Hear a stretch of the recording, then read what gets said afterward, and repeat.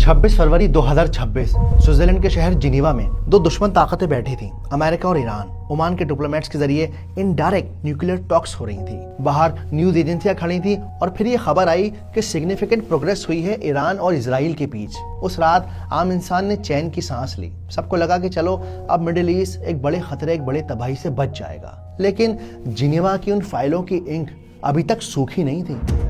28 फरवरी की रात तेहरान का आसमान आग से रोशन हो गया। जो हाथ पीस का मैसेज दे रहे थे, उन्हीं हाथों ने मैसिव स्ट्राइक का ऑर्डर दे दिया था। खबर आती है कि 86 साल के सुप्रीम लीडर आयतुल्लाह खमेनाई और उनका परिवार इस हमले में शहीद हो गया। इजराइल अमेरिका हमले में ईरान के सुप्रीम लीडर खमेनेई की मौत। IRGC ने की पुष्टि, कहा हमने एक महान नेता खोया। ये सिर्फ ईरान पर हमला नहीं है, बल्कि इस सदी का सबसे बड़ा डिप्लोमेटिक धोखा है। यानी ये इस बात का सबूत है कि किस तरह से सुपर पावर्स पीस के पर्दे के पीछे छुपकर एक दूसरे पर हमला करती हैं।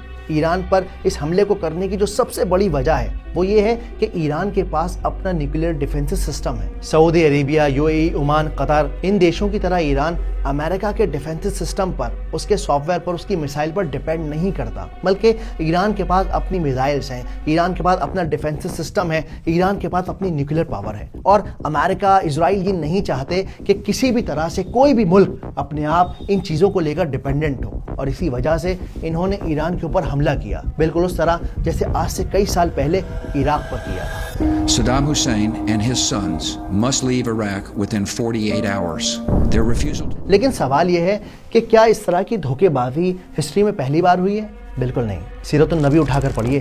जंगे अहज़ाब, सुलह हुदैबिया के बाद दुश्मनों ने इन ट्रीटी को इसी तरह से ब्रेक किया है, आप सल्लल्लाहु अलैहि वसल्लम को धोखा दिया है। पर सोचने वाली बात यह है कि इस वक्त हमारा प्रैक्टिकल रिस्पॉन्स क्या होना चाहिए सिचुएशन को लेकर। देखिए, हिस्ट्री इस बात की गवाह है कि जियोपॉलिटिक्स के इस खेल में हमेशा नुकसान सिर्फ आम आदमी का हुआ है। चाहे सूडान हो, इराक हो, सीरिया हो, लीबिया हो, चाहे कोई भी हो, जुल्म सिर्फ और सिर्फ मासूमों पर ढाया गया है। मेरी आपसे गुजारिश है कि इस सिचुएशन को शिया और सुन्नी के लेंस से मत देखिए। इसी शिया सुन्नी की फिरका परस्ती की वजह से ये ताकतें बहुत ज़्यादा सुपर पावर बन चुकी हैं, क्योंकि ये जानती हैं कि जब तक हम फिरकों में बटे रहेंगे तब तक हम यूनाइट नहीं हो सकते। और यही वजह है कि आज हर मुस्लिम कंट्री अलग अलग अपना अपना देख रही है, कोई किसी का साथ नहीं दे रहा। तो इस रमज़ान अगर हो सके तो अपने इल्म को बढ़ाइए, अल्लाह के कुरान को समझिए, आप सल्लल्लाहु अलैहि वसल्लम की ज़िंदगी को समझिए।